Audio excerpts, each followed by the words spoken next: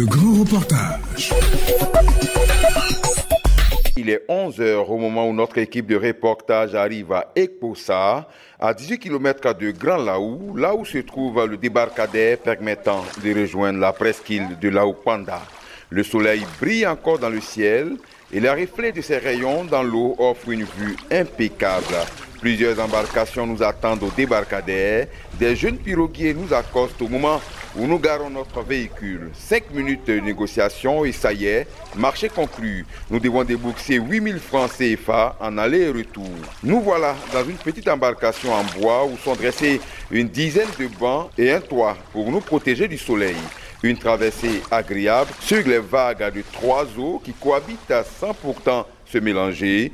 La mer, le fleuve Sassandra et la lagune. Le bruit du moteur vient hélas troubler la douceur qu'on éprouve en pareille circonstance. 20 minutes plus tard, nous voici à Laou-Panda. Une bande de terre située entre mer et lagune. Le sable mouvant, chauffé, qui défile sous nos pieds, vient d'ailleurs nous rappeler que la mer n'est pas loin.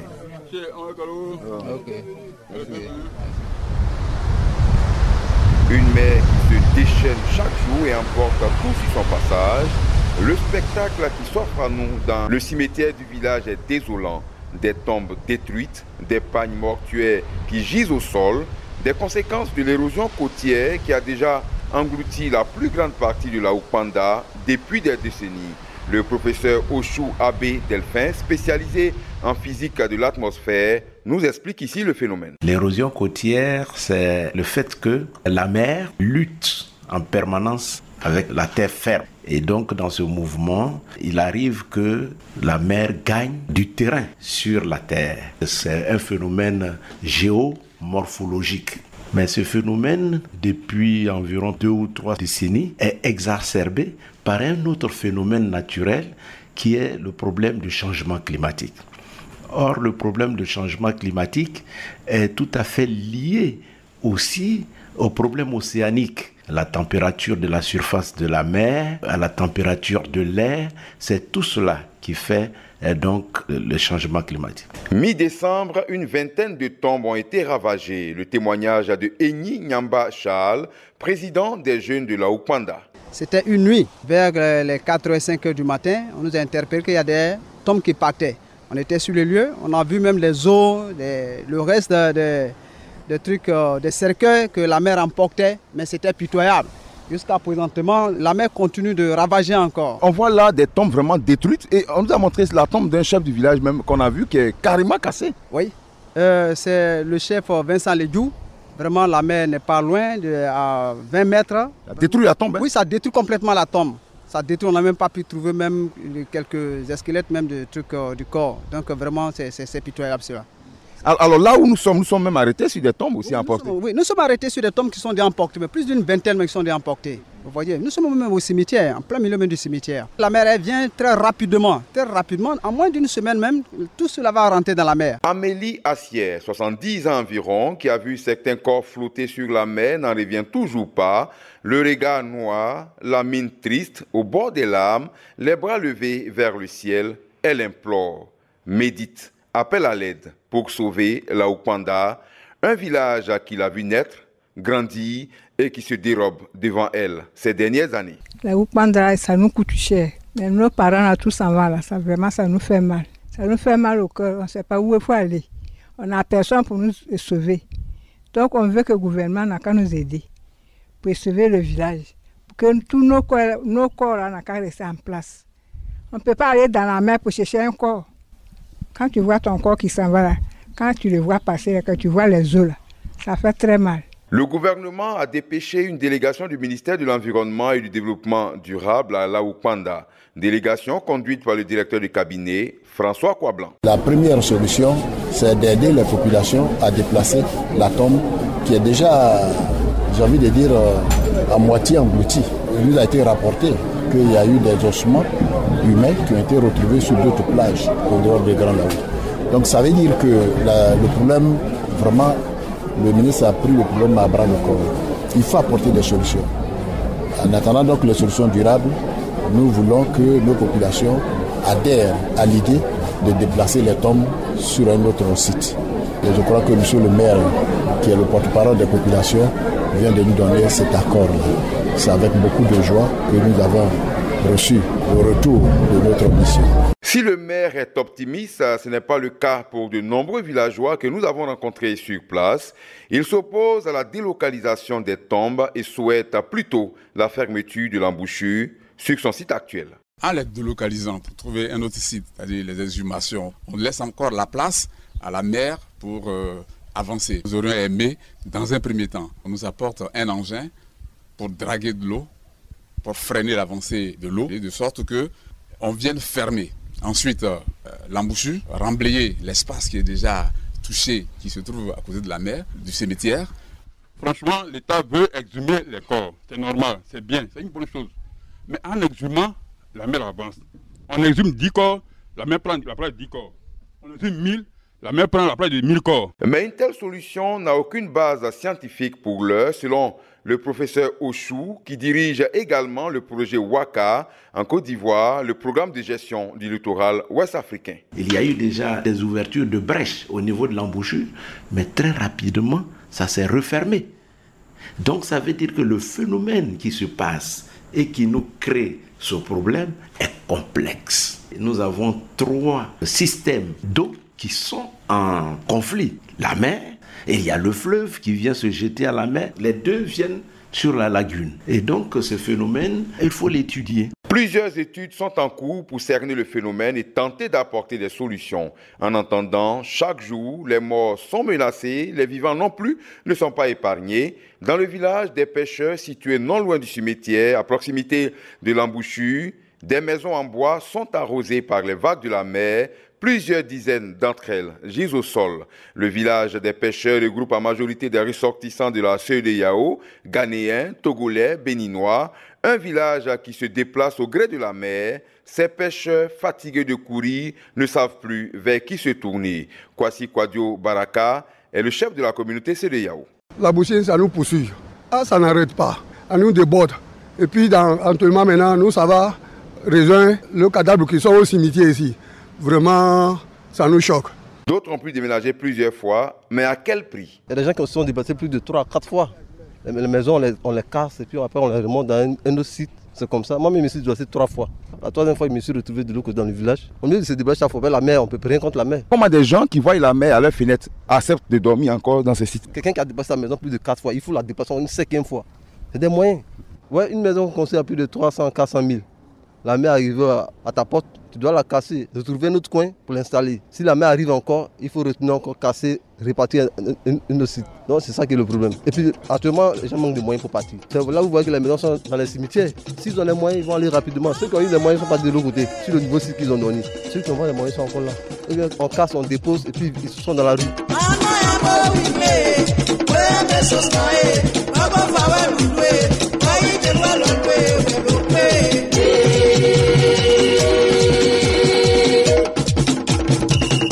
Laopanda était jadis une cité paisible où régnait l'administration coloniale, une ville moderne qui avait toutes les infrastructures y afférentes. Eni Akaleona, âgé aujourd'hui de 71 ans, s'en souvient encore. Je vivais moi-même là-bas avec mes grands-parents de l'autre côté. Là où on voit la mer actuellement? Ouais, oui. Mon grand-père avait construit des maisons en pagaille là-bas, des étages, tout ça même, de l'autre côté derrière. Et puis, les colons ont dit non, le coin est débordé, donc on n'a qu'à se déplacer.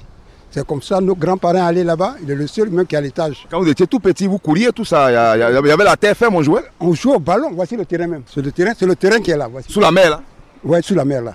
Le terrain principal qui est sous la mer là, c'est là, on jouait. Et tout ça là, il y avait les colons, tout ça ici. En 1946, Soufouboigny était là, parce que comme il a traversé, ils ont pris 2 grosses pirogues, et puis ils ont soulevé sa voiture, ils ont déposé des planches, ils ont déposé dessus, il a traversé. Vous voyez le bâtiment qu'on vous a montré? Le bâtiment au toit rouge? Toit rouge, c'est là-bas, il a fait son premier discours, en 1946. Dans le village des pêcheurs, une bâtisse abandonnée de 2 niveaux ne passe pas inaperçue. C'est la prison coloniale. Dans quelques semaines, ce bâtiment pourrait se retrouver dans la mer. Un bâtiment pourtant rempli d'histoire. Ce bâtiment, c'est le reste de la prison civile, la prison coloniale. Nous sommes donc dans le quartier colonial. Et la grande partie de ce quartier est rentrée dans la mer. Il ne reste que ce bâtiment-là. La sous-préfecture était juste à côté, mais ça vient de partir. Et ce bâtiment, autrefois en 1913, a accueilli le prophète William Wadé Ariste. Donc il y a eu un complot qui a fait que l'administration coloniale, qui voyait un danger dans ce prophète, qui ne voulait pas que les populations se révoltent, a donc emprisonné le prophète dans cette prison-là. Les mauvaises langues disent que le prophète, avant de partir de Grand Laou, il n'est pas très content. Donc vraiment, il a proféré des paroles assez sévères. Alors de sorte que plus tard, les populations de Grand Laou ont essayé d'organiser un certain nombre de prières et tout ça pour demander pardon à Dieu pour les péchés qu'ils ont eu à faire par le passé. Vous croyez que c'est ça qui envoie la mer casser les maisons? On ne sait pas, c'est possible. C'est possible. Il faut dire que l'église Ariste même est bâtie dans le village. Et au niveau de l'église Ariste, la mer subit des mouvements de flux et de reflux. Mais dans tous les cas, nous demeurons en prière pour faire en sorte que la mer n'envahisse pas tout le village. Mais la foi face à l'épreuve peut être souvent ébranlée. Il se raconte dans le village qu'un prêtre a abandonné ses paroissiens face à l'avancée de la mer. Nous avons eu un prêtre charismatique qui a même construit une grotte mariale. Mais il se trouve qu'avec les menaces de la mer, le prêtre nous a abandonnés et il est parti. Je suis sûr que si le prêtre était resté là, Dieu allait avoir pitié de nous. La mer, en avançant, allait quand même avoir des mouvements de repli pour laisser le village tranquille. Au moment de boucler ce reportage, nous n'avons pu entrer en contact avec le prêtre en question pour écouter sa version. Laoupanda est devenu au fil des ans un petit village qui disparaît sous la mer, lentement mais sûrement. Comme solution, il est envisagé la délocalisation, mais les habitants ne sont pas prêts de quitter leur village. Que dit l'expert? Écoutons le professeur Ochou. On ne peut pas déplacer des populations contre leur gré, mais on ne peut pas non plus déplacer les populations en leur défaveur. C'est-à-dire que si aujourd'hui on vous demande de vous déplacer, ça veut dire que les gens feront tout pour vous mettre dans de meilleures conditions de vie. Et parfois, vous ne vous déplacez pas pour aller très loin des lieux. Vous êtes toujours proche du lieu, mais en ce moment-là, vous êtes un peu plus en sécurité par rapport à la situation qui prévaut. Plus généralement, c'est tout le littoral ouest africain qui est menacé. La Côte d'Ivoire doit donc s'inquiéter pour ses intérêts économiques situés en bordure de mer. Professeur Ochou. Nous avons 2 ports qui sont au niveau de la mer. Et si il y a des problèmes d'érosion côtière, ces ports peuvent être menacés. Nous avons l'aéroport international, pas très loin de la mer, la Cire, Grand Bassam, un patrimoine de l'UNESCO. C'est une ville balnéaire, tout comme Assini, qui sont ce qu'on appelle des points chauds. En attendant, les populations de Laoupanda, conscientes du changement climatique, sont très actives dans la sensibilisation. L'appel de Loi Daniel, ancien du village. Alors moi, je voudrais lancer cet appel-là pour sensibiliser nos parents. Nos parents, effectivement, autochtones, aussi bien que nos étrangers. De façon consciente ou inconsciemment, ils détruisent la forêt. Et ça a une répercussion sur l'écosystème. Alors je voudrais leur dire qu'il faudrait qu'on arrête cela. Nous avons aussi les mangroves. Et vous savez qu'il y a des poissons qui se reproduisent dans les mangroves. Mais le fait de les détruire, vraiment, ça pose un problème. Au moment de quitter Laoupanda, plusieurs questions défilent dans nos têtes. Ce village va-t-il s'en sortir? Nous laissons sur place des habitants affectés, mais déterminés à braver les difficultés pour sauver leur village. Et en pareille circonstance, c'est dans la Bible qu'il faut rechercher le réconfort. Christian Bogache, Jésus nous dit: je vous fais pêcheurs d'hommes. Nous voulons faire maintenant de pêcheurs d'hommes le président de la République, notre très cher Alassane Ouattara. Parce qu'on a pleuré depuis autant de Gbagbo. On a barré la voie de la côtière. Ils ont donné un peu d'argent. Puisqu'ils n'ont pas fermé l'embouchure, il y a eu des engins, les poquelins, des bulldozers. Ils ont creusé, ils n'ont pas eu suite favorable. Il a fallu qu'on ferme là, avant d'aller creuser. Ça n'a rien donné, tout l'argent est gâté. Le ministre de l'Environnement était venu ici. On a pleuré pour lui dire que nos maisons coloniales, tout est parti dans l'eau. Il faudrait qu'on fasse tout pour ne pas que ça arrive à notre cimetière. Rien n'a été fait. On criait à haute voix pour ne pas que ça arrive à ce stade. Aujourd'hui, nous voici menacés. C'est pour ça que nous voulons faire du président. Et lui aussi, même si nous sommes aveugles, qui vient nous attraper la main pour nous conduire vers la bonne voie. Parce que même si nous sommes perdus, il faut chercher tes brebis pour les attraper.